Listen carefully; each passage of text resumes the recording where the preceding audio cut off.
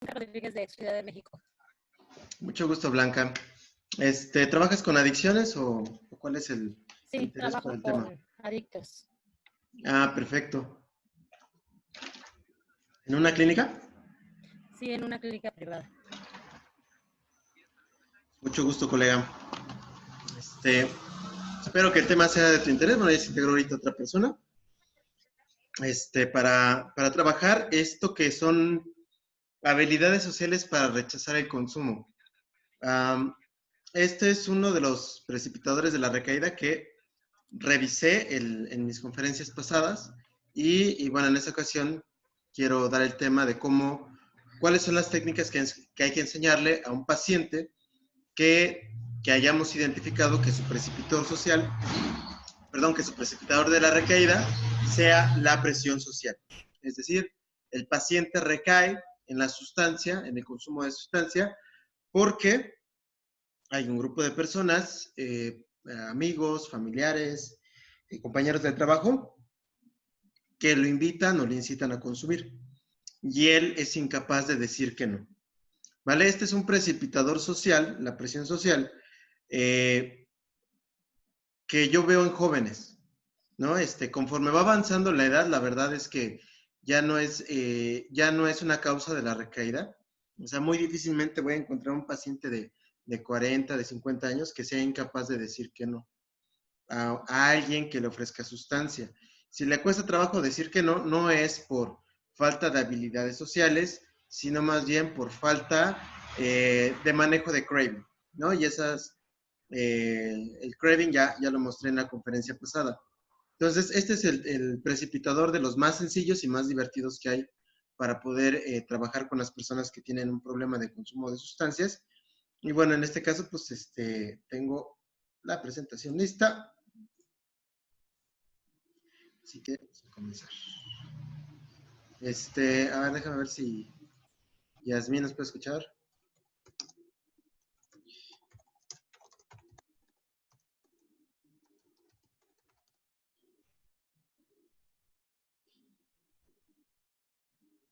Que supongo que no. Vale, muy bien. Bueno, mientras continúo, ¿cómo afrontar la presión social? Ya está conectando su audio.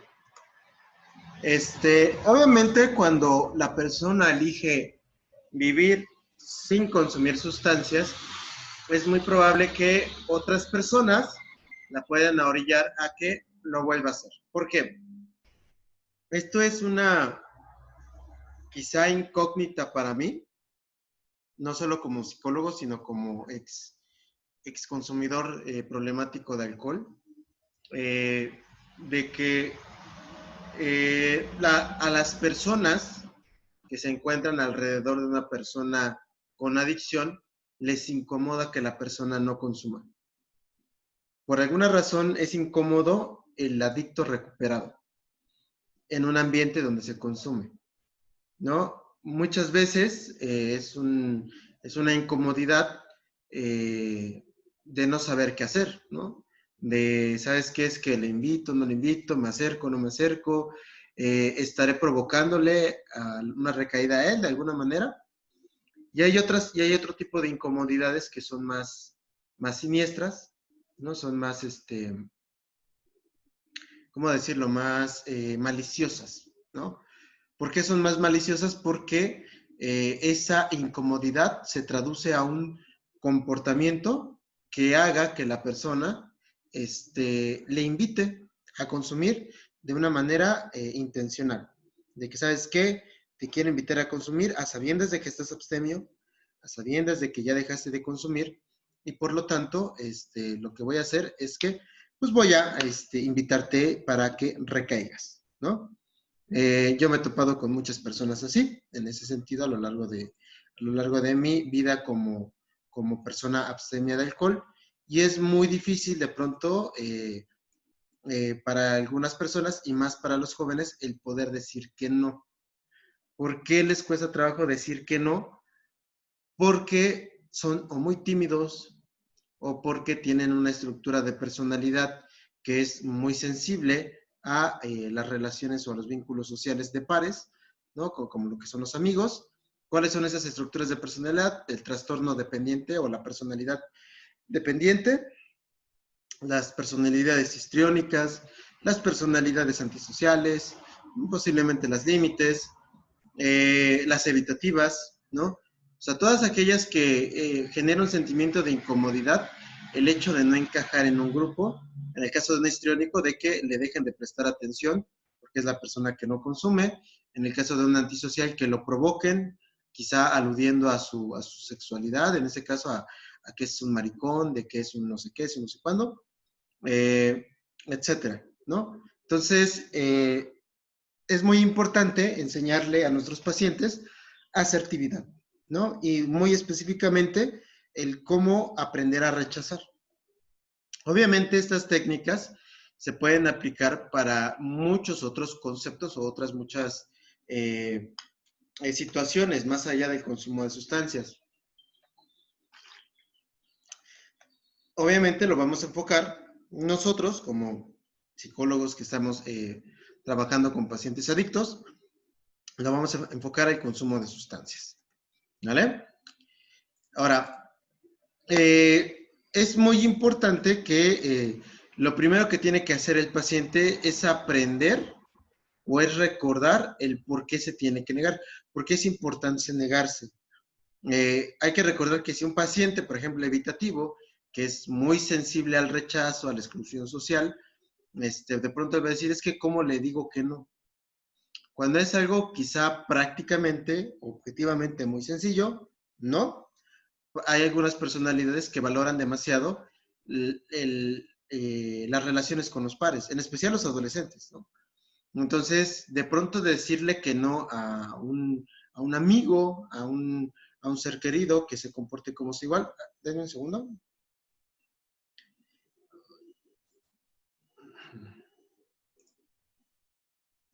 Denme un segundito.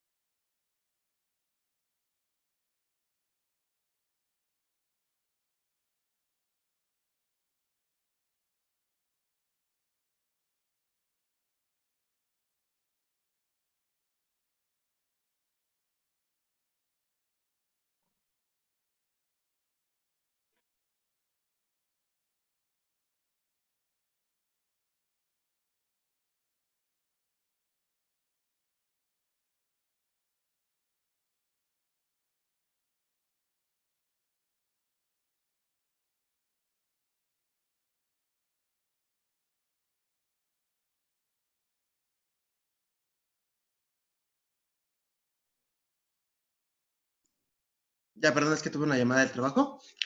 Entonces, entonces estas personalidades o estas personas que valoran demasiado lo que son las relaciones con los pares, pues les cuesta mucho más trabajo, ¿no? Y sobre todo, muchas veces lo hacen de manera brusca, que puede sonar como algo grosero. Entonces, ¿qué necesitamos? Enseñarles cómo es la manera correcta, asertiva, de poder rechazar el consumo de sustancias. ¿Qué es lo que tiene que recordar la persona? Pues obviamente todo lo que la sustancia, el consumo de sustancia problemático le ha generado. Una de esas cosas puede ser la pérdida de amigos. Muchas veces no son amigos de consumo, sino son amigos abstemios, ¿no? Personas con las que antes se relacionaba, con las que se llevaba bien, pero que comenzó a consumir y se relacionó con otras amistades, pues mucho más transgresoras.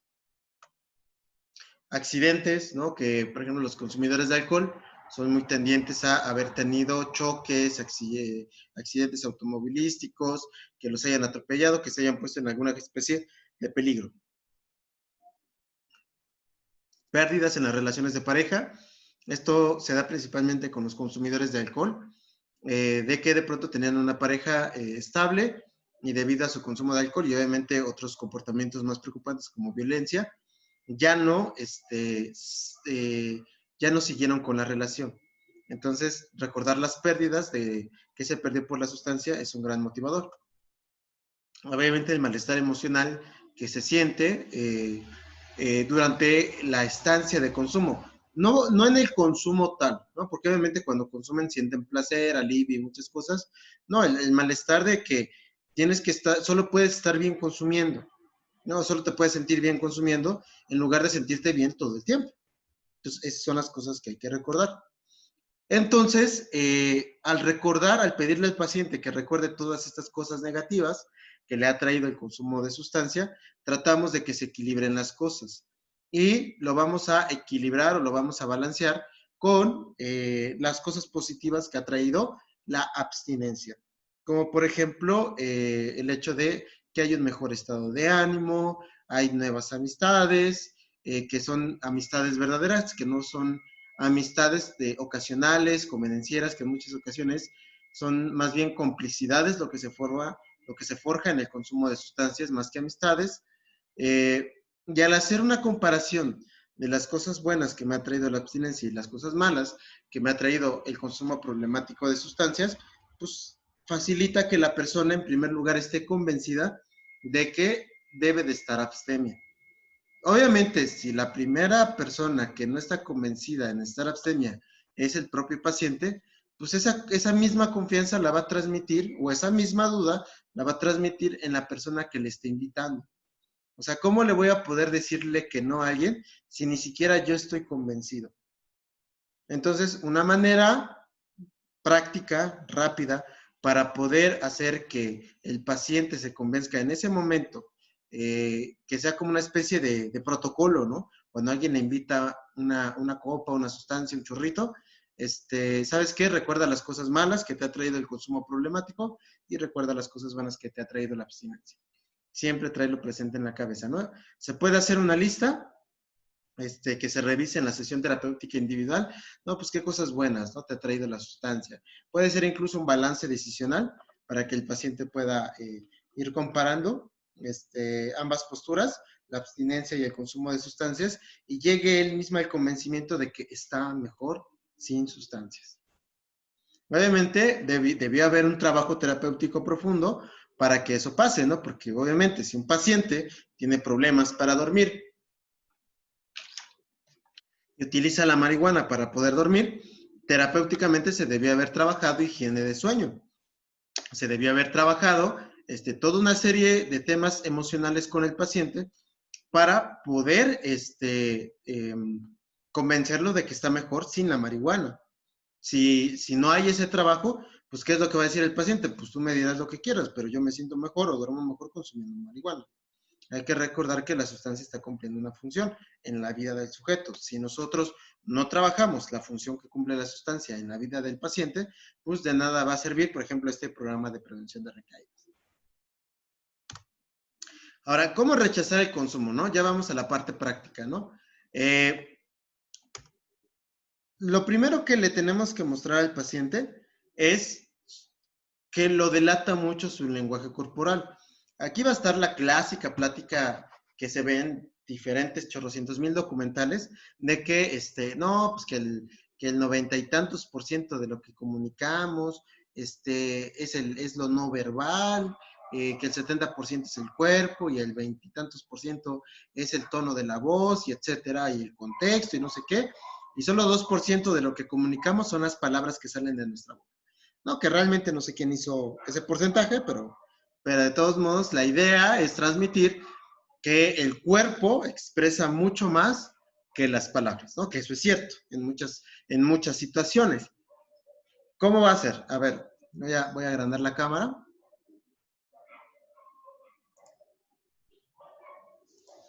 A ver, ¿cómo? Ahí está. ¿Cómo va a ser esto? Obviamente es muy diferente. Imaginemos una chava que viene conmigo y me quiere invitar a salir, ¿no? Y me dice, ¿quieres salir a bailar conmigo? Y yo, pues no, yo creo que no. No sé, no. Entonces, ¿qué es lo que ve en mí? Esa persona ve duda, ¿no? Y si la persona pues, quiere o desea que yo baile o que yo consuma, dependiendo de la situación, pues me va a insistir. ¿no? ¿Por qué? Porque dice, esta persona está indecisa, entonces yo lo voy a motivar a que se decida empujándolo un poquito más, presionándolo un poquito más. Y eso pasa con el consumo de sustancias. Si yo estoy con mi juguito, por ejemplo, ¿no? Y de pronto llega una persona con una cerveza, oye, ¿no quieres una chela? ¿Una cerveza? No, aquí tengo mi jugo. Híjoles, no, yo creo que no. No importa que yo diga que no. Importa que yo estoy tembloroso, que estoy vacilando, que estoy hablando mucho y estoy hablando de más, de que me estoy moviendo nerviosamente. Eso va a importar, porque eso es lo que estoy comunicando. Estoy comunicando inseguridad. Es muy diferente eso a que yo diga, no, gracias. No, gracias, estoy bien, estoy tomando mi jugo. ¿Sabes qué? Quizá después, ¿no? Porque ahorita estoy tomando mi jugo, muchas gracias. ¿Vale? Entonces, es muy diferente la seguridad, que es en lo que se fija mucho una persona que te invita a alcohol. ¿Vale? Por ejemplo, yo estaba en la universidad y estaba un compañero que era muy insistente en invitarme a consumir. Él sabía perfectamente que yo tengo un problema de alcoholismo y por lo tanto yo no puedo consumir alcohol. Entonces estuvo insistiendo y yo pues estaba en esa situación que eran mis primeros años de abstinencia. No, pues no, pues es que no sé qué, por favor, no. Entonces, al ver duda, inmediatamente lo que hacía era presionarme. ¿Cómo fue cambiando, evolucionando eso? Después dije, no, gracias. Y fui utilizando otras técnicas, ¿no? Que de hecho las vamos a mostrar el día de hoy, ¿no? Porque hay algunas personas que requieren una respuesta mucho más contundente para frenarlas en su intento de tratar de hacerte consumir. ¿Por qué es eso? Por desgracia, o como lo quieran ver, es las personas que tienen un problema de consumo de sustancias son inquietantes desde mi punto de vista porque generan en el otro una pregunta o varias preguntas. ¿Cuál es la pregunta que creo yo que genera? Si él, que conozco su consumo de sustancia, que conozco cuánto consume, etcétera, se declaró alcohólico, se declaró drogadicto, se declaró que tiene un problema con la sustancia, ¿yo tendré un problema con la sustancia? ¿Que somos muy similares? ¿O que él estuvo conmigo en muchas fiestas, en muchos consumos? Y entonces esa pregunta es inquietante. De pronto preguntarte si tú también tienes ese problema. Entonces, ¿qué es más fácil? Preguntarte, hacer un proceso introspectivo para cuestionar si verdaderamente tu consumo es lo mejor, es lo más saludable, ¿estás bien?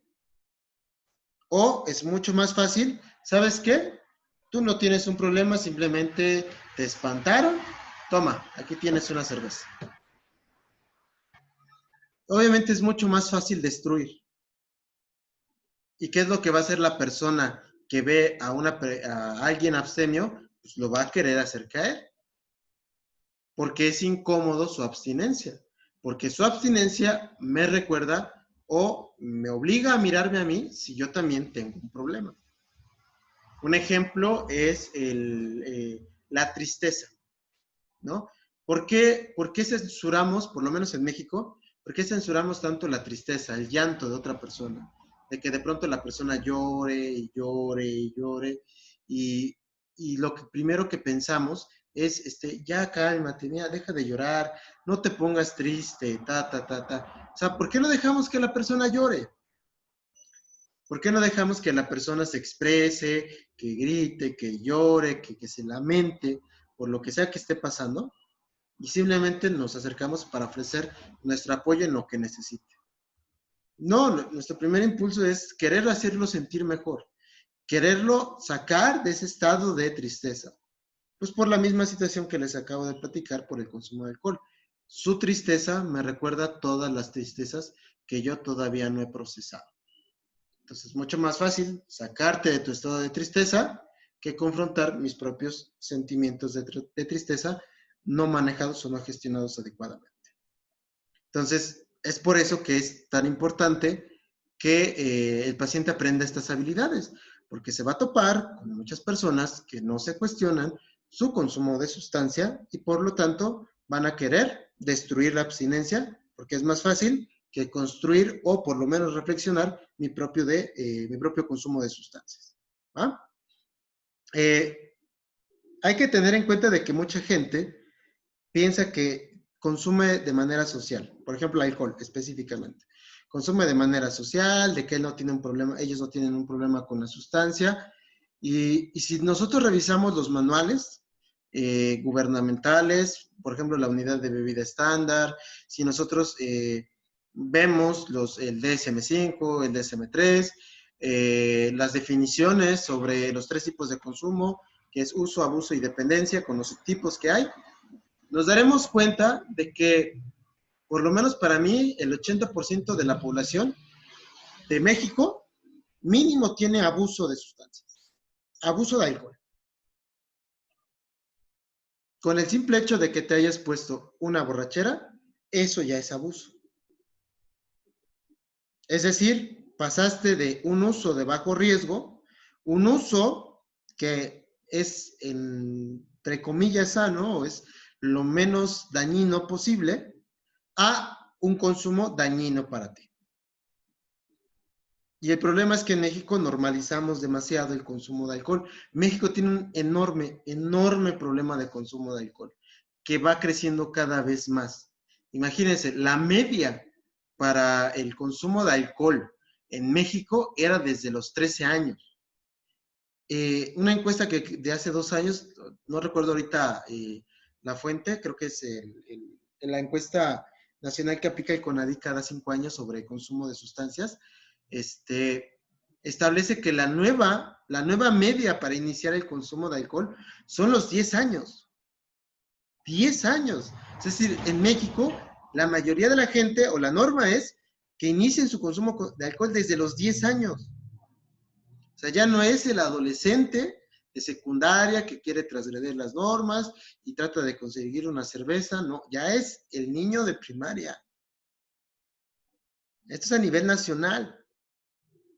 Y entonces te pones a preguntar, ¿qué pedo? O sea, ¿por qué es tan importante para el adolescente consumir alcohol? Y lo peor de todo es que eso distorsiona algo que llamamos la percepción de riesgo. Es decir, si yo veo, vamos a imaginarnos, no el alcohol, vamos a imaginarnos un cuchillo. Imagínense que esta pluma es un cuchillo, ¿sale? Entonces, nosotros sabemos que los cuchillos son malos, o que no son malos, pues son artículos peligrosos, que hay que tener mucho cuidado con ellos. Lo que clásicamente te dices, no corras, o no saltes, o no hagas nada, con muchos movimientos bruscos, con un cuchillo en la mano, con la punta hacia arriba, siempre con la punta hacia abajo. Pero si de pronto vemos que hay 10 niños, 15 niños, 20 niños, 20 personas que están haciendo eso, aunque se diga lo contrario, pues ¿qué es más fuerte? ¿Su comportamiento o sus palabras? Pues obviamente el comportamiento. Entonces voy a hacer lo que ellos hacen. ¿Por qué? Porque ellos lo hacen, lo hace todo el mundo. No saben la cantidad de pacientes, algunos que nada más tienen abuso y no tienen dependencia de alcohol, que tienen una percepción de riesgo bien distorsionada. Muchas veces me preguntan, oye, ¿no se te hace exagerado de que simplemente porque compres drogas ilegales ya es abuso, no hay un uso de la sustancia? Le digo, mano, pues te estás arriesgando a que te arresten. Te estás arriesgando. Dime de qué manera una persona sana, una persona en juicio, se pone en riesgo para algo que nada más le gusta. Es como si yo fuera a arriesgarme a buscar una Coca-Cola que me gusta, por el simple hecho de que me gusta, pero que la Coca-Cola como está prohibida, pues me voy a arriesgar a que me arresten, no voy a arriesgarme a cruzar esta calle peligrosa. O sea, no es sano. No es sano ponerte en riesgo por un gusto. O sea, es un atentado contra tu propia vida. O es un atentado contra tu propia integridad, tu propia salud. Pues obviamente, cuando ves a un grupo de personas que están atentando contra tu salud, pero lo ven como algo que está bien, pues se distorsiona la percepción de riesgo. Hay poblaciones donde el alcohol se consume desde muy temprana edad, eso quizá por cuestiones más de pobreza que culturales, pero el efecto que genera es el mismo, que es la normalización del consumo de alcohol. Son poblaciones donde en lugar de darles leche a los niños, les dan pulque, porque es más barato que la leche, ¿no? Entonces, con todo esto, te das cuenta de que la gente no le tiene miedo a las sustancias. O sea, y es un problema no solo de sustancias, es un problema en general de la población mexicana y quizá latina, donde no le tenemos miedo a estas sustancias porque hemos convivido con ellas mucho tiempo, porque tenemos rasgos muy transgresores como suciedad, donde nos dicen que algo es peligroso y lo devaluamos y decimos que no es cierto y que están exagerando. O sea, de pronto a la única persona a la que hago soy yo.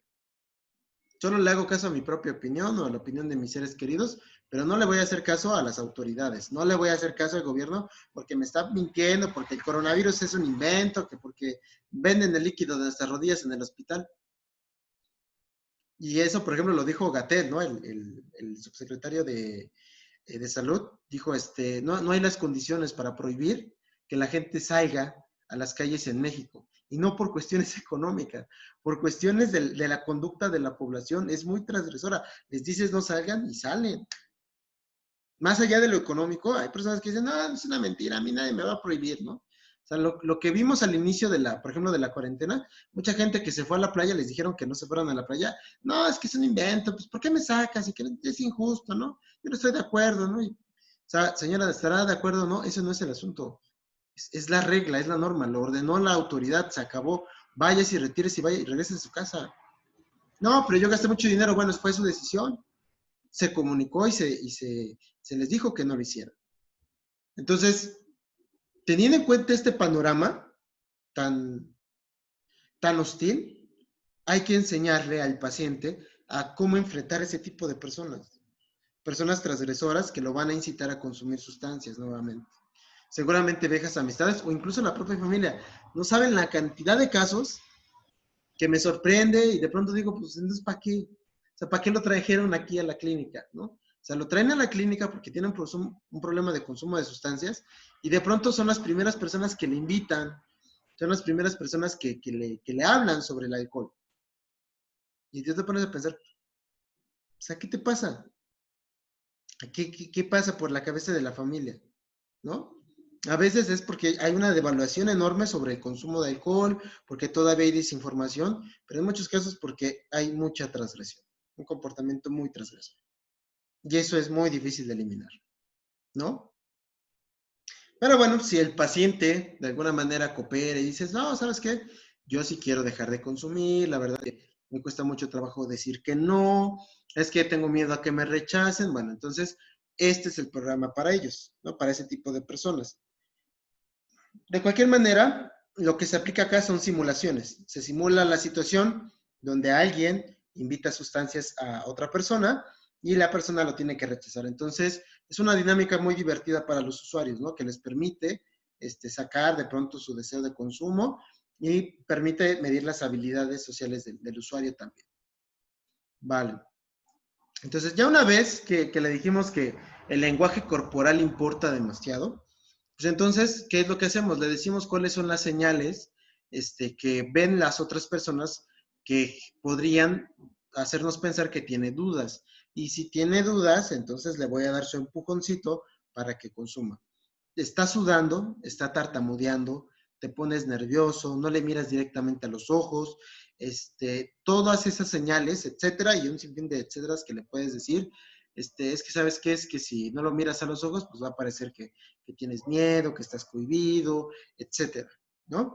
Entonces hay que mostrarle de una manera objetiva cuáles son estas señales para que las controle, ¿no? Ya sea a través de ejercicios de relajación, a través de cualquier técnica psicológica que se les ocurra o que crean conveniente para este caso en específico. ¿Va?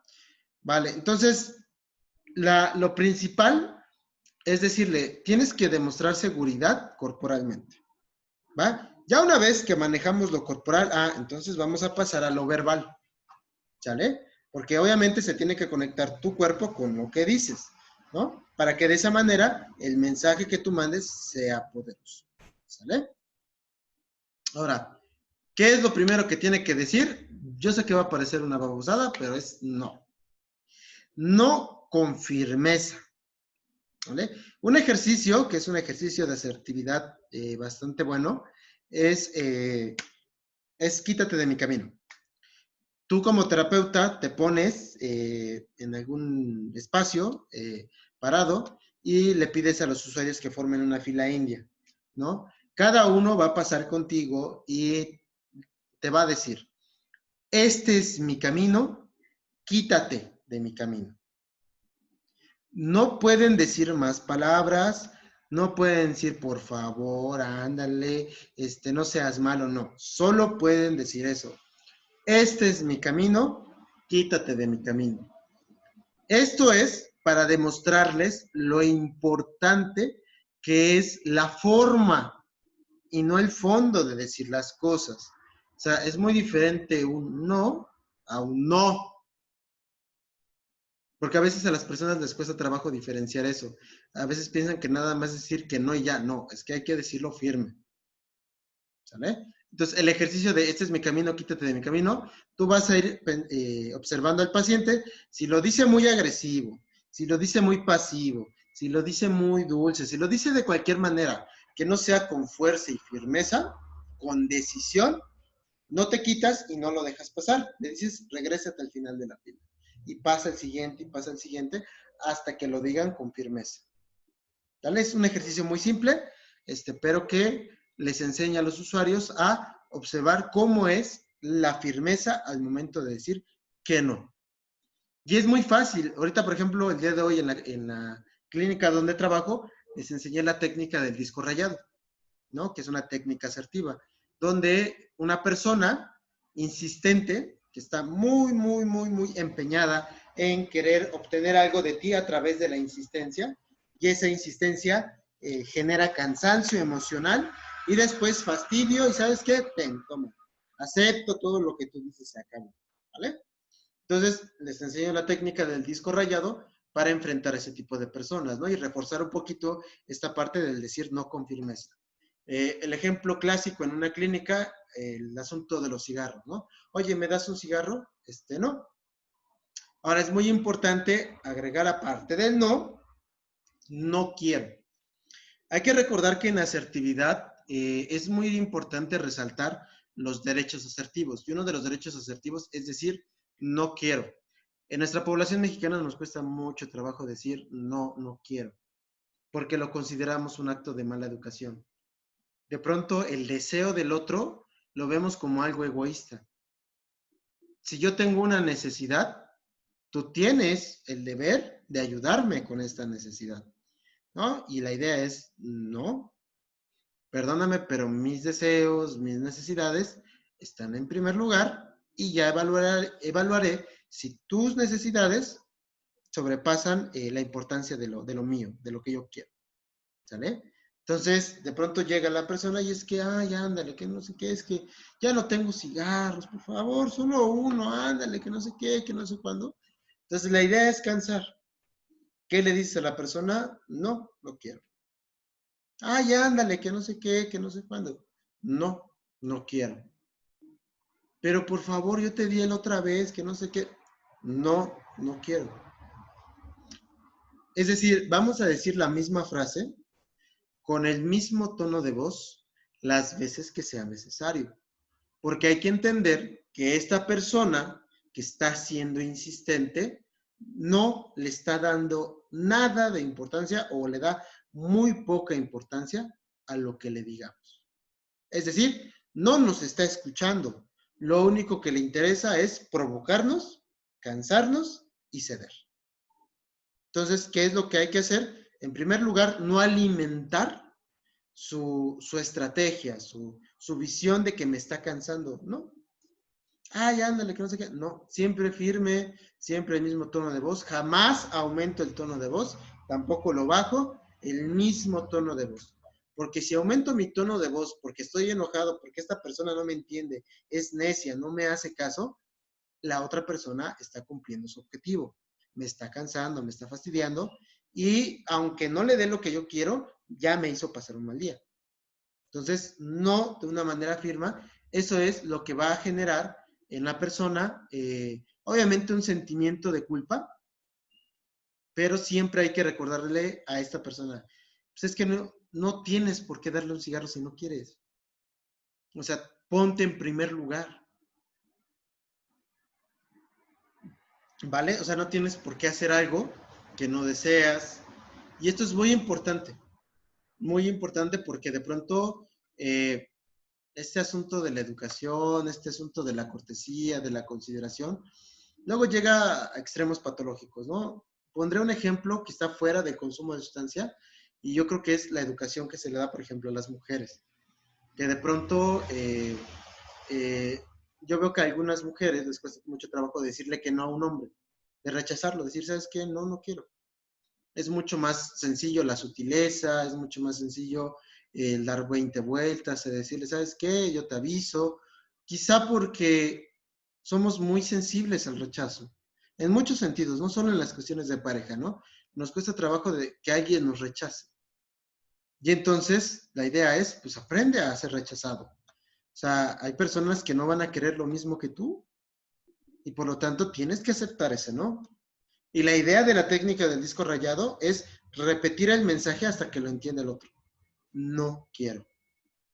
No quiero. No quiero. Entiende, no quiero. Ya está. ¿Vale? Entonces, yo he visto que muchos pacientes, esta es la técnica que más les cuesta trabajo. Siempre dicen es que no tengo, es que ay, es que ya es el último que me queda. O sea, siempre se dan otra clase de respuestas, pero pareciera que no se puede decir no quiero. Es muy incómodo y no debería de serlo incómodo. En mi caso, por ejemplo, me ha tocado, a veces fumo, ¿no? Ahorita, por ejemplo, he estado abstemio de tabaco, pero las veces que he fumado, luego me piden a mis cigarros y yo les digo, oh, no, no quiero. No, y no, pero ¿por qué? Porque son mis cigarros y a mí no me gusta compartir mis cigarros. No quiero. Y por ejemplo, para mí es muy sencillo, después de muchos años de práctica. Bueno, no tampoco, sí años de práctica, pero no es necesario para el paciente. Se necesitan semanas de práctica nada más, ¿no? Y el paciente lo tiene que asimilar también. O sea, a veces el paciente piensa que el otro se va a vengar, que el otro le va a hacer la vida de cuadritos, cuando posiblemente es una frustración cualquiera. O sea, no toman represalias. A lo mucho es, pues cuando yo tenga, pues yo no te voy a dar. Se acabó. Pero tenemos que aprender, o más bien no aprender, sino enseñarle al paciente que asimile el enojo del otro. Pues es que no es tu responsabilidad que se haya enojado. Él se enoja porque quiere. Y tú quieres conservar tus cigarros. Dile que no. Y en la cuestión del consumo de sustancias, pues decirle que no de manera firme a la persona. No quiero alcohol. No quiero que me invites marihuana, no quiero que me invites esto, no quiero que me invites lo otro. Si se tiene mucho que ver con nuestra cultura, que nos está permitido negarse, efectivamente, o mejor dicho, se critica, se niega, se etiqueta de mala onda a mala persona. Sí, no debería de ser así. O sea, debería de ser socialmente aceptado el decir no quiero, no lo deseo. Y, y no está mal. No está mal decir no quiero. Pero cambiarlo culturalmente, pues, cabrón. Dice, se culpabiliza a la persona que dice que no. Y sí, pero la cosa es, por ejemplo, de manera personal, ¿cómo he lidiado con eso? Le digo, pues yo no tengo la responsabilidad de facilitarte nada, ¿no? Luego me llegan algunos pacientes y me dicen, no, pero es que tú me tienes que ayudar, que no sé qué. No, te voy a ayudar como yo pueda, como es mi trabajo, no de otra manera, en tiempo y en forma, ¿vale? Entonces, por ejemplo, un paciente, ¿no? Que no escuchaba, ¿no? Él estaba hablando con él, estaba castigado en un centro disciplinario y de pronto me estaban diciendo muy insistentemente, es que por favor, regrésame, por favor. No, no lo voy a hacer, no, no lo voy a hacer, no, no lo voy a hacer. No, no te prometo nada, puedo hablar, pero la verdad es que dudo mucho que te pueda regresar antes a nuestra institución. No, no, no, no. Y entonces, en algún punto, esta persona me hizo enojar y le levanté la voz. Y entonces, ay, pero es que tú eres psicólogo y tú me debes de estar escuchando y que no sé qué, y en lugar de gritarme, a ver, mano, a ver, no me digas lo que yo tengo que hacer. Te estoy diciendo y te estoy clarificando que no. Y tú no me escuchas. Tú deberías escucharme y no lo haces. ¿Cómo me pides que yo te escuche? Porque yo no estoy aquí como profesional, estoy aquí como persona. Antes de profesional soy persona. Yo no me siento escuchado por ti. Y ya la persona se fue por otro lado, ¿no? Pero esa es la idea. Si le sabes qué, seré muy psicólogo, seré muy terapeuta, pero primero soy persona. Y si tú no me escuchas, pues ¿cómo crees que me siento yo, mano? Hay que hacerle ver que pues, en primer lugar, el psicólogo no es Dios. O sea, no es Dios como para que nunca se enoje, que no es Dios como para que nunca tenga problemas, que no es Dios como para que no tengan un mal día. O sea, sentimos emociones y a veces no las gestionamos de manera adecuada. Se acabó nada más. Y quitarnos la idea, ¿no? O quitarle al paciente la fantasía y la idea de que manejas una vida de manera perfecta. De pronto, a veces se me hace increíble lo que algunos pacientes imaginan que son los psicólogos, que son seres perfectos, que nunca se equivocan, que tienen las respuestas a todo, ¿no? Y por lo tanto siempre hacen lo correcto, ¿no? O sea, no sé cómo piensan que es estudiar en la carrera de psicología. Pero en fin, la idea es enseñarle la firmeza y sobre todo enseñarle que es muy humano poner tus deseos por encima de las necesidades de otra persona. Una persona que a lo mejor ni conoces. Muy bien. Ahora, obviamente hay situaciones que se pueden ahorrar, ¿no? Si el paciente puede evitarse la necesidad de utilizar esas técnicas, pues hay que hacerlo. ¿Cómo lo hacemos? Bueno, le decimos al paciente, ve con tus amigos o ve con tus familiares y explícales que no te inviten alcohol o no te inviten sustancias. Obviamente, con personas que sepas que son sensatas, personas que creas que te van a apoyar en este asunto. Si tú quieres ir con personas que tú sabes que jamás en la vida te van a hacer caso y al contrario te van a querer boicotear la abstinencia, pues ni vayas, man. Ni vayas, ¿no? Entonces, clarificar con la familia, con algunos familiares, clarificar con los amigos, ¿sabes qué? Por favor, necesito tu apoyo, no me invites sustancias cuando esté en la fiesta de fulanito de tal. Siempre es importante prevenir mejor que actuar en el momento, ¿no? Y aparte es parte del proceso de aceptación, de decirle a la persona, pues ya eres alguien con una condición diferente a la de los demás. Vas a necesitar facilitarle apoyo a esta persona, de que pida ayuda a sus seres queridos para que pueda permanecer abstemio y no que llegue hasta el momento. Me ha tocado ver a pacientes que de pronto les enoja, que van a una fiesta, quieren pasársela bien y de pronto llega alguien y le ofrecen sustancia a el paciente. Y de pronto llega la esposa, llegan los hijos o llegan los hermanos o la persona que sea y dice, no, él no va a consumir. No, él tiene problemas con el alcohol. Y la persona se queda, o sea, ¿qué pedo? O sea, ¿por qué me exhibes? Y esa clase de situaciones, pues generan muchos problemas y muchas emociones negativas en el paciente. Si lo podemos evitar, hay que evitarlo y decirle, ¿sabes qué? Habla con tus familiares, habla con fulanito de tal y fulanito de sután, para que se pueda aliviar esta situación y que no llegues a un momento incómodo a la mera hora, ¿no? Y de esa manera el paciente se sienta apoyado, que no entra a la boca del lobo de manera innecesaria. Ahora, ¿cuál es la siguiente técnica? Ya después de que le dijimos, sé muy insistente, sé muy firme en decir que no. Pero resulta que nos topamos con una persona que es, híjoles, es una persona insistente, ¿no? De esas que me han tocado en varias ocasiones. Pues bueno, ¿qué es lo que hacemos? Pues tratamos de sugerirle otra actividad. llega tu amigo y te dice, oye, vamos por unas chelas, que no sé qué. ¿Sabes qué? Es que no tengo ganas de tomar, ¿y si vamos al billar? ¿No? Ay, nos tomamos unas chelas. Ah, no, ¿sabes qué? ¿Y si mejor vamos al cine? ¿No?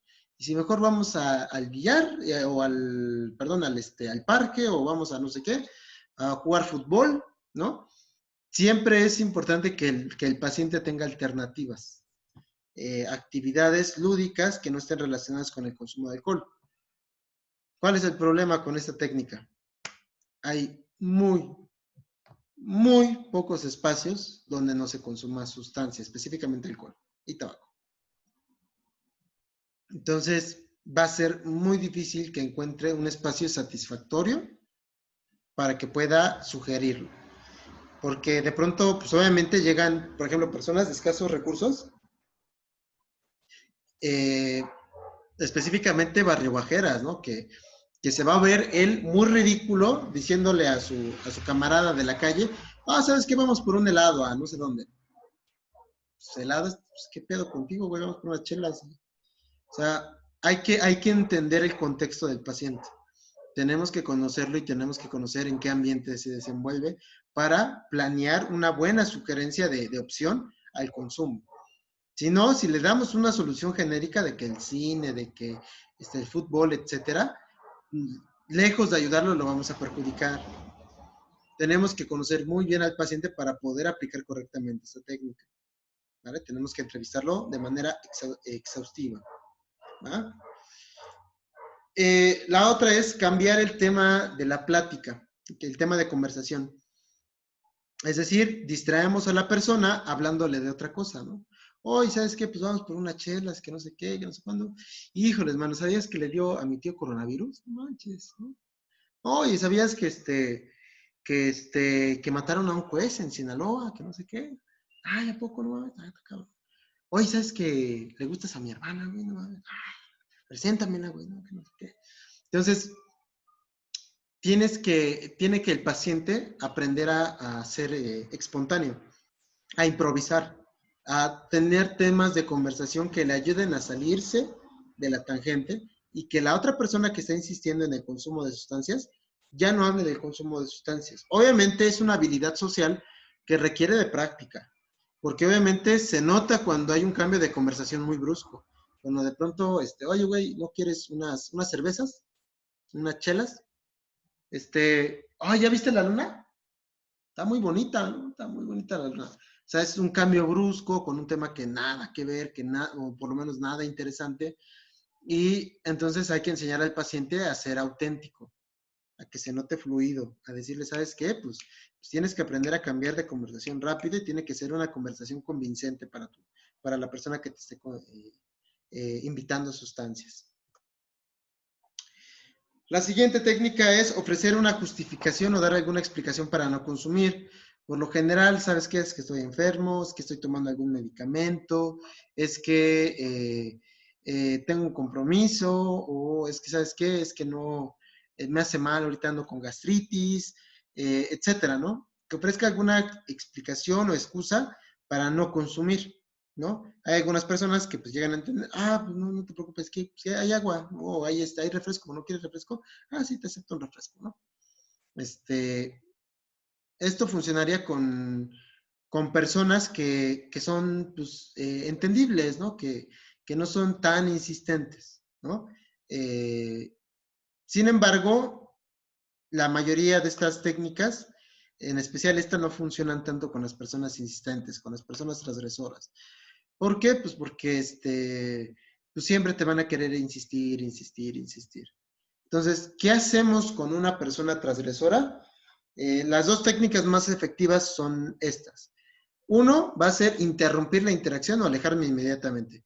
Pues, ¿sabes qué, compa? Mira, ya te dije que no quiero, ya me cansé de repetirte una y otra vez que ya se acabó, finis, no quiero nada, o no sé por qué estás insistente. Entonces, ¿sabes qué? Yo ya me voy y te retiras. Va a sonar quizá algo cobarde, pero estamos hablando de la abstinencia del paciente que le puede costar muchas cosas, entre ellas otro internamiento. Entonces, ¿qué es lo mejor? ¿Sabes qué? Pues aléjate. Aléjate, vete de la fiesta, vete de esa conversación, fuga. Porque esa persona no va a entender con palabras. No va a entender que no quieres consumir y solamente va a estar insistente, insistente en que consumas. Entonces, huye de ahí, aléjate, ¿no? Ahora, ya esta técnica es para hasta el más insistente de todos, ¿no? Si la persona ni siquiera te deja oír, si te anda persiguiendo, si te dice, oye, pero ¿a dónde vas? Se pone enfrente de tu camino, pues no queda de otra, confrontar. Obviamente se requiere de mucha firmeza, de mucha convicción y decirle a la otra persona, a ver, compa, ya te dije que no. Me estás enojando, me estás fastidiando, te estoy diciendo que no, por favor, deja de insistir. Ya, basta. Vete, si quieres tomar, vete, pero a mí déjame en paz. Y eso es muy complicado para varios pacientes, en especial adolescentes, porque sienten que esa manera de contestar, pues los expone, ¿no? A ser considerados malos amigos, malas personas, ¿no? En especial el adolescente es muy sensible a esto. Entonces, pues necesitamos enseñarle, pues confróntalo, sé firme, que respete tu derecho a no querer, que respete tu derecho a que te deje en paz. Hazlo por ti. Es un asunto de autorrespeto y por eso tienes que ser firme. No sé si hay alguna duda hasta aquí por parte de mi preciosa audiencia.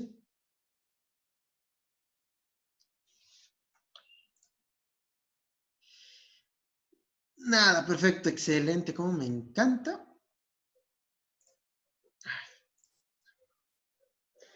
Oh, me encanta que no hay dudas. Me da a entender que expliqué todo muy bien. Ya por último, las recomendaciones serían para trabajar esto con las personas. Yo lo que hago es un ejercicio de meditación antes del ejercicio, que sirve con dos propósitos, para meterle realismo y para que la otra persona que está haciendo la de incitador sepa muchas cosas y sepa cómo actuar. Un ejemplo, le pido a dos participantes que pasen al frente del salón, de las personas que están ahí en la sesión terapéutica o en medio, y le digo a uno, cierra los ojos. Tú vas a decir que no y vas a rechazar a la sustancia. Muchas veces tienden a banalizar los ejercicios, los usuarios. ¿Por qué? Porque son, lo quieren agarrar a coto, porque quieren, quieren de alguna manera no sentir la presión de ese ejercicio tan realista. Entonces, lo mejor que hacen es banalizar. ¿Cómo le hago yo para que no lo banalicen? Hago meditación guiada. Le digo, cierra los ojos. Quiero que te imagines a la persona que más te invita a consumir, que casi siempre es un primo, es un amigo, y entonces quiero que con los ojos cerrados haga una descripción perfecta de esta persona.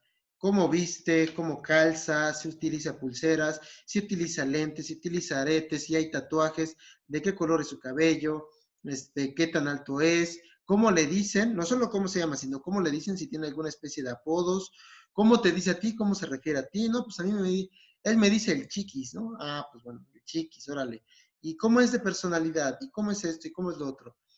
Y ese meterlo en ese realismo a través de que describa a la perfección a esta persona que lo invita a consumir, va a generar en él una sensación de que está ahí, está en ese lugar con su amigo. Me ha tocado ver a muchos que se meten mucho en el ejercicio y de verdad se ponen muy nerviosos. O sea, esos usuarios que por lo general los veía soberbios, los veía arrogantes, diciendo, no, ya, yo digo que no, sin broncas, que no sé qué, en ese momento se les acaba la arrogancia, porque están pensando tan fervientemente en esa situación que de pronto no saben qué hacer. Y entonces el terapeuta ahí lo guía. Y la otra persona que está actuando como la persona que lo va a invitar a las sustancias, está escuchando todos. Porque a lo mejor hay que elegir, obviamente, a una persona que se parezca a la persona que está describiendo la persona que va a rechazar. No, pues es que es alto y moreno. A ver, ¿quién de los pacientes o de las personas que están presentes es alto y moreno? Ah, está. ¿Cómo es, no? No, pues, es que es enojón, ¿no? Y a mí me dice el dragón, y siempre me dice, ¿qué onda? Vamos por una chela, ¿no? Ah, entonces la persona escuchando eso va a actuar de una manera muy similar. Y en muchas ocasiones les cuesta mucho trabajo a los pacientes, ¿no? Aplicar las reglas del, de rechazo por consumo de sustancias. Yo lo que recomiendo es no utilizar utilería.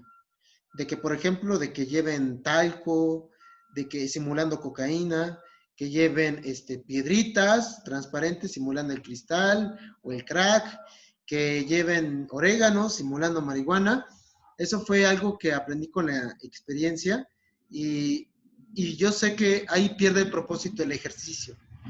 Sí se van a poner ansiosos por ver algo que se parece a la sustancia que consumían.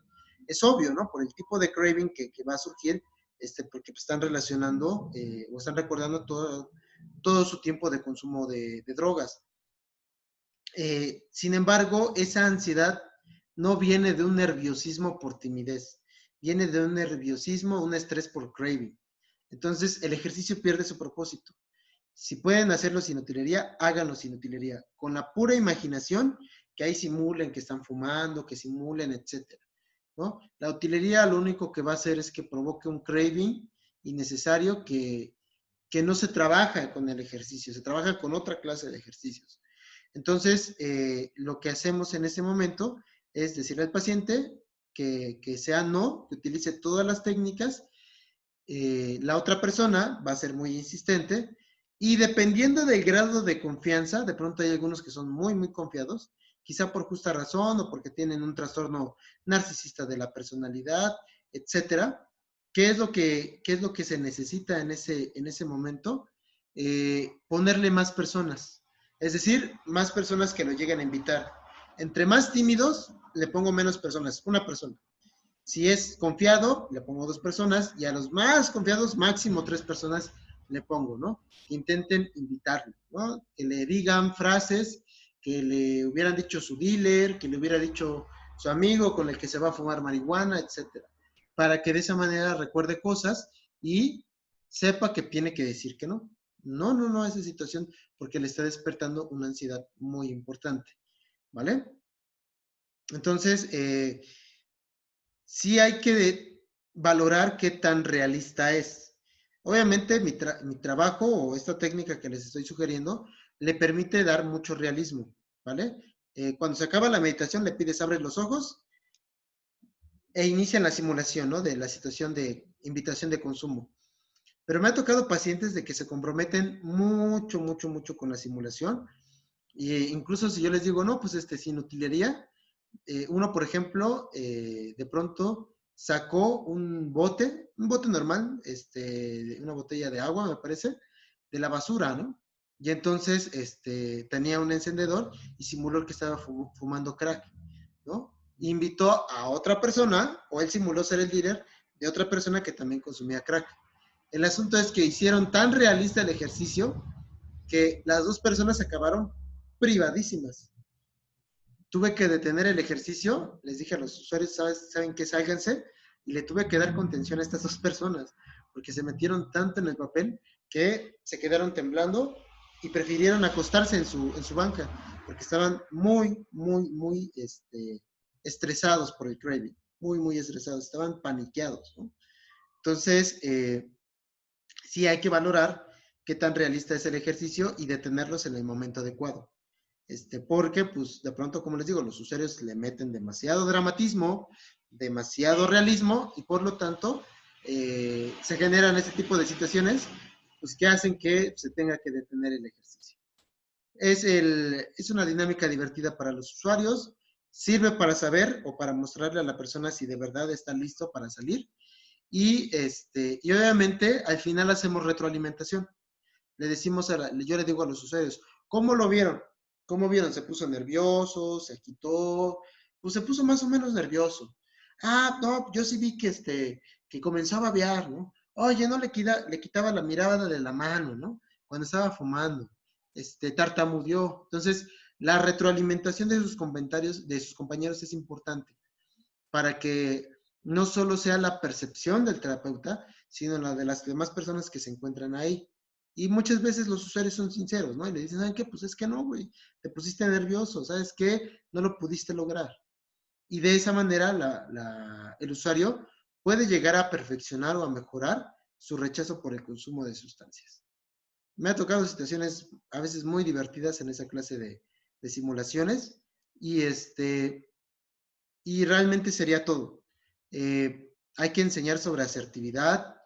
Obviamente sería bueno trabajar el autoestima, pero en otra sesión. Lo principal es decirle o dices que no, o cambias de tema, o sugieres otra actividad, o justificas el por qué no consumes, o confrontas, o huyes.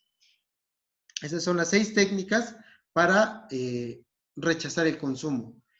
Casi siempre lo enseño en pacientes jóvenes principalmente, pero esto funciona para personas no consumidores, por ejemplo, personas en una escuela, personas a lo mejor en un trabajo, si hay una intervención laboral que prevenga el consumo de sustancias, aunque casi no es necesario porque, como les digo, la población joven es la más expuesta a este tipo de riesgo por consumo de sustancias.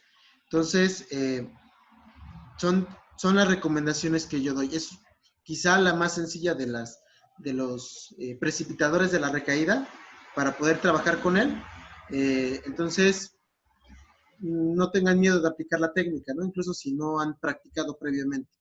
Va a salir de una manera muy natural. Y bien, pues eso sería todo. No sé si hay preguntas. Voy a finalizar la conferencia. Gracias por los que estuvieron. Yo sé que no es un tema muy llamativo para la mayoría de la gente, pero tenía ganas de darlo para complementar la conferencia de prevención de recaídas. Entonces, no sé si hay alguna duda con respecto al tema.